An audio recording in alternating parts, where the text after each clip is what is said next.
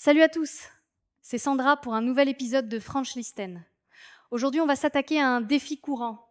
Comment parler plus vite en français sans tout mélanger? Bernard, t'es prêt à partager tes secrets? Tu parles, Sandra, j'ai même révisé exprès. Mais franchement, au début, parler vite, c'est genre flippant. J'avais l'impression de toujours chercher mes mots, ou de bloquer sur des phrases simples. Mais oui. Et puis on a tous eu ce moment gênant où on veut suivre le rythme d'une discussion et bam, on se perd. Heureusement, on a compilé 10 astuces pour aider tout le monde à accélérer sans sacrifier la clarté. Ah, là tu m'intéresses. On commence par quoi? Une astuce qui t'a vraiment aidé, toi? Ouais, la toute première pour moi, c'est la répétition. On va en parler tout de suite. Je te propose qu'on attaque avec ça. Ce truc de répétition, ça paraît si basique. Mais honnêtement, c'est ce qui m'a permis de gagner en vitesse. J'ai commencé par répéter des phrases simples à voix haute, comme un robot, et au bout d'un moment, ça coulait tout seul. Exactement. C'est fou comme les automatismes se mettent en place. Perso, je me filmais parfois avec mon téléphone, puis je réécoutais pour voir où je bloquais. C'est hyper instructif, même si, ouais, c'est gênant au début. Je te rassure, c'est à moitié terrifiant de s'entendre, mais hyper efficace. Et avec la répétition, t'as remarqué comment les phrases deviennent de plus en plus naturelles. Carrément, ça muscle la mémoire. Bon, on va pas s'arrêter là. La répétition, c'est bien, mais il y a aussi le rythme. C'est quoi ta méthode pour garder le tempo, Bernard? Ah, le rythme! J'ai réalisé que je parlais parfois trop vite, puis je m'essoufflais en 2 phrases. Du coup, j'ai appris à caler ma respiration. Tu vois? Un peu comme en musique. Mais oui, c'est tout un art de savoir quand faire une pause et quand accélérer. Moi, je conseille aux gens de s'entraîner avec de petits textes, genre des dialogues courts pour choper le bon flow. Et puis, ça évite de partir en apnée. Tu sais, j'ai aussi testé l'enchaînement de mots difficiles pour entraîner ma bouche à suivre le rythme. Genre des virelangues. Tu connais les chaussettes de l'archiduchesse? Ah, mais c'est un classique, celui-là. D'ailleurs, en parlant d'enchaînement, il y a une astuce qui marche bien. Apprendre par cœur certains connecteurs. Tu veux qu'on en parle? Ouais, les connecteurs, c'est un vrai super pouvoir. J'ai remarqué que quand j'utilise des mots comme donc, alors ou en fait, ça me fait gagner du temps parce que ça me laisse réfléchir sans paraître hésitant. Carrément, et ton discours paraît plus pro aussi. Je trouve que c'est comme des rails. Une fois que tu as lancé la phrase avec un connecteur, ton cerveau suit le mouvement, tu as moins de blanc. Ce qui est drôle, c'est que parfois, j'en abuse un peu trop. Mais bon, ça aide. D'ailleurs, ça me fait penser, il y a un autre truc qui booste la vitesse. C'est d'oser simplifier son vocabulaire au lieu de chercher des mots trop compliqués. Oh, bonne transition. Simplifier, c'est pas tricher, au contraire. On enchaîne sur ça? Mais oui, parfois j'essaye d'être trop sophistiqué et je me perds. En réalité, répéter des phrases courtes et directes, ça fait gagner un temps fou. Genre, au lieu de je souhaiterais éventuellement, tu dis juste je veux. Ah, j'ai fait pareil. J'avais cette manie de broder autour du sujet et franchement, ça ralentit tout. Limiter les détours, c'est plus naturel et on se fait mieux comprendre. Exact. Et puis, on prend confiance. D'ailleurs, tu penses pas que l'environnement joue aussi? Genre, s'entraîner avec des amis ou en groupe, ça change la donne, non? Oui, l'ambiance, ça compte. Tu veux qu'on enchaîne sur les astuces pour s'entraîner en immersion? Clairement, s'immerger, c'est la clé. Quand j'ai commencé à fréquenter des groupes de conversation, tout a changé. Même si tu fais des erreurs, le fait de parler avec d'autres, ça t'oblige à suivre le rythme et à réagir vite. Exactement, même un chat vidéo avec un natif, ça pousse à improviser. Et puis, on se rend compte que, en fait, tout le monde fait des fautes et c'est pas grave. Ce qui m'a surpris, c'est combien on progresse vite, juste en osant parler, même mal. À force, on corrige naturellement ce qui coinçait. Tu sais, ça me rappelle une astuce liée. S'enregistrer dans ces conditions réelles. Tu veux qu'on en touche un mot avant de conclure? Oui, s'enregistrer, c'est super utile. Tu peux repérer tes tics de langage ou les sons qui te freinent. J'aime bien aussi imiter les intonations des natifs, genre répéter une pub ou un extrait de film. Ah, pareil. Et plus on s'amuse à jouer des rôles, plus on prend d'assurance. Ce qui m'a beaucoup aidé, c'est aussi de visualiser ce que je vais dire comme un mini schéma dans ma tête avant d'ouvrir la bouche. Oui, anticiper, ça réduit le stress. Et puis, accepter qu'on va parfois bafouiller, c'est normal. Le stress ralentit tout. Donc plus on relativise, plus on parle vite, mine de rien. Là-dessus, on a fait le tour. En résumé, répéter, respirer, utiliser des connecteurs, simplifier, s'immerger, s'enregistrer, imiter, anticiper, relativiser les erreurs et s'amuser. On termine avec un petit challenge pour les auditeurs. Allez, défi lancé. Choisissez 3 astuces d'aujourd'hui et testez-les cette semaine. Partagez-nous vos progrès ou vos galères. On adore lire vos anecdotes. Vous êtes jamais seul dans ce genre de challenge. Oui, envoyez-nous vos messages ou même des petits enregistrements audio.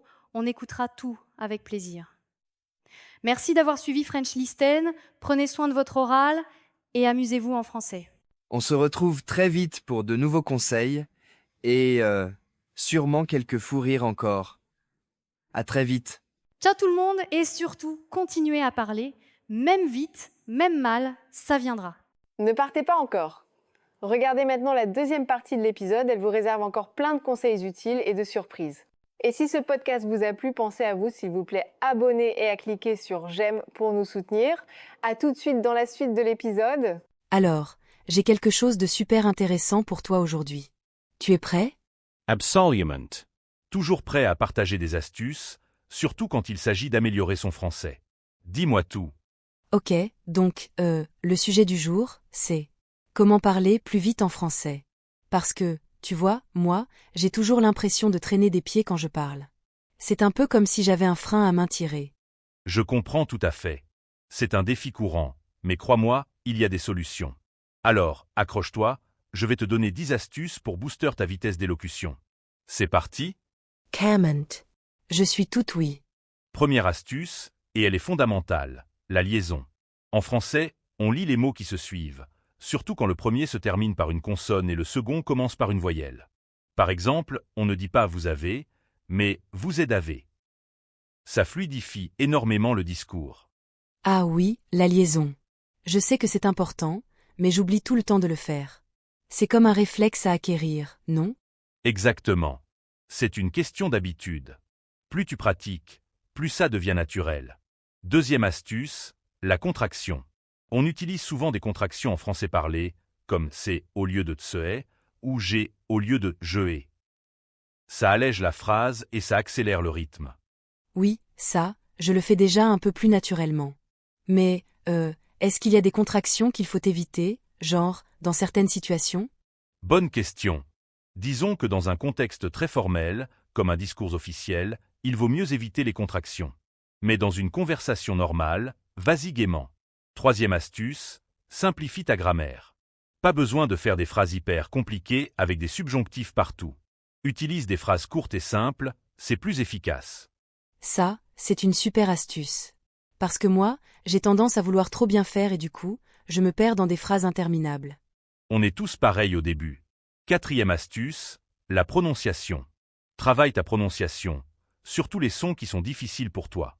Plus tu prononces correctement, plus tu es à l'aise et plus tu parles vite. Oui, c'est vrai. Il y a certains sons en français qui sont vraiment un casse-tête. Genre, le R guttural, par exemple. J'ai encore du mal avec ça, hein? Pas de panique. Il existe plein d'exercices pour ça. Cinquième astuce, enrichis ton vocabulaire. Plus tu as de mots à ta disposition, plus tu peux exprimer tes idées rapidement et précisément.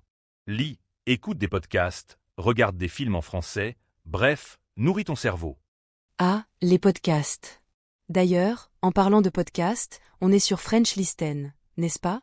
C'est une super ressource pour améliorer son français, je trouve. Exactement. Une petite pub au passage. Ça ne fait jamais de mal. Sixième astuce, pense en français. Au lieu de traduire chaque phrase dans ta tête, essaie de penser directement en français. Ça te fera gagner un temps précieux.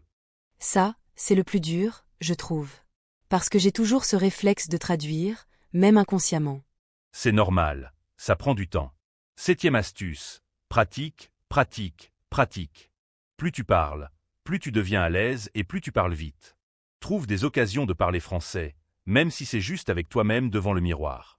Ok, je vais essayer de me parler en français dans le miroir. Alors, ça va être marrant. Tu verras, ça aide. 8e astuce, enregistre-toi. Enregistre-toi en train de parler français et écoute-toi. Tu pourras identifier tes points faibles et travailler dessus. Aïe, ça fait peur. S'entendre parler, c'est toujours un peu bizarre, non? C'est vrai, mais c'est super efficace. 9e astuce, n'aie pas peur de faire des erreurs. Tout le monde fait des erreurs. C'est comme ça qu'on apprend. L'important, c'est de communiquer et de te faire comprendre. Oui, c'est vrai. C'est tellement important de se décomplexer et de juste se lancer, même si on n'est pas parfait. Absolument. Et enfin, 10e astuce, et c'est peut-être la plus importante, amuse-toi. Apprendre une langue doit être un plaisir, pas une corvée. Trouve des sujets qui t'intéressent, parle avec des gens que tu apprécies et profite de l'expérience. C'est un super conseil pour terminer. Merci beaucoup pour toutes ces astuces. Je me sens déjà plus motivée à parler plus vite en français. De rien. J'espère que ça aidera nos auditeurs aussi. N'oubliez pas, la clé, c'est la pratique et la persévérance. Alors, lancez-vous et amusez-vous. Et n'oubliez pas de nous écouter sur French Listen pour encore plus de conseils et d'astuces pour améliorer votre français. À bientôt. Ne partez pas encore. Regardez maintenant la 3e partie de l'épisode qui vous réserve encore plus de conseils utiles et de surprises. Et si vous aimez ce podcast, n'oubliez pas de vous abonner et de cliquer sur j'aime pour nous soutenir. À tout à l'heure pour la suite de l'épisode. Bon, alors, on reprend où on s'était arrêté la semaine dernière. Salut à tous, c'est Sandra et vous écoutez French Listen. Avec Bernard, aujourd'hui, on va attaquer la 2e partie de notre épisode sur, les groupes rythmiques en français. Salut Sandra, salut tout le monde. Franchement, j'attendais cette suite avec impatience. La dernière fois, on avait un peu effleuré comment les groupes rythmiques structurent la langue. Mais on n'a pas vraiment expliqué comment... on peut les repérer en parlant. Et c'est pas si intuitif que ça. C'est clair. D'ailleurs, quand on débute, on se dit souvent que c'est juste une question de mots, alors que c'est plus une question de souffle, de pause naturelle. Tu vois ?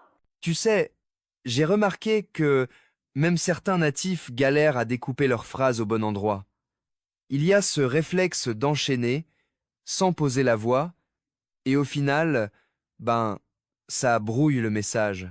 On va voir ensemble comment éviter ça.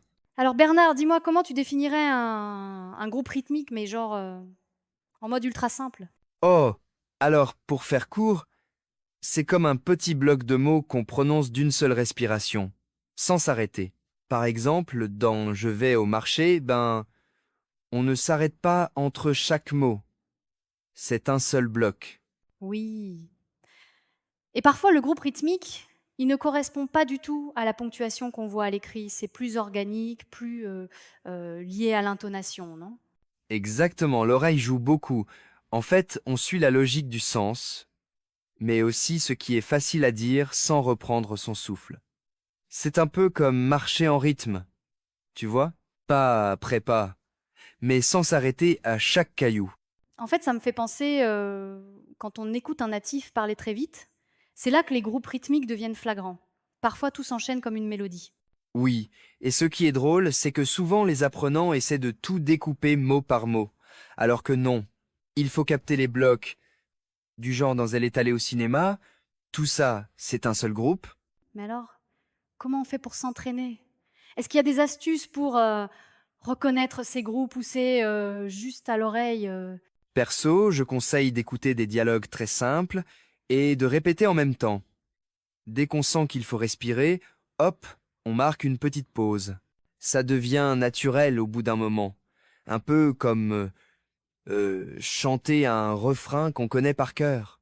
Alors, j'ai eu pas mal de messages d'auditeurs qui disent avoir peur de mélanger les groupes ou de faire des pauses au mauvais endroit. Ça t'arrive d'entendre ça dans tes classes ? Carrément. Ce qui revient souvent, c'est la coupure après chaque mot.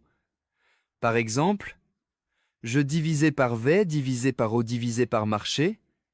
C'est trop haché. On perd le flot. Il vaut mieux regrouper, même si on hésite un peu. Et parfois, on a tendance à accentuer le mauvais mot dans le groupe, alors qu'en français, c'est le dernier mot du groupe qui porte l'accent. Pas vrai? Oui, et ça change tout. Si tu accentues le mauvais mot, la phrase sonne tout de suite bizarre.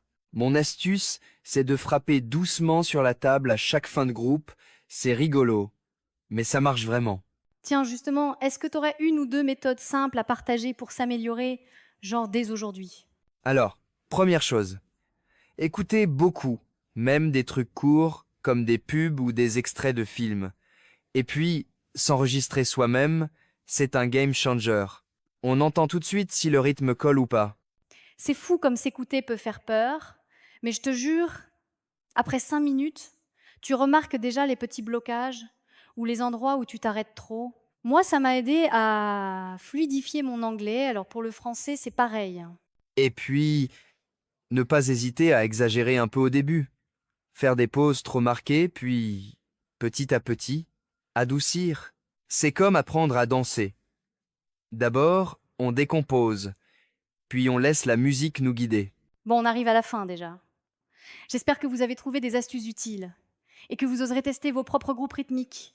Moi, je lance un petit défi à nos auditeurs. Choisissez une phrase du jour, essayez de la dire en un ou deux groupes rythmiques, et si possible, partagez-nous un enregistrement. Ouais, ça serait top d'écouter vos essais. On pourra même en passer quelques-uns dans un prochain épisode. Merci Bernard pour tes conseils pleins de bonne humeur, comme d'hab. Merci à toi Sandra, et merci à tous pour votre écoute. On se retrouve très vite sur French Listen, et d'ici là, amusez-vous avec le rythme du français.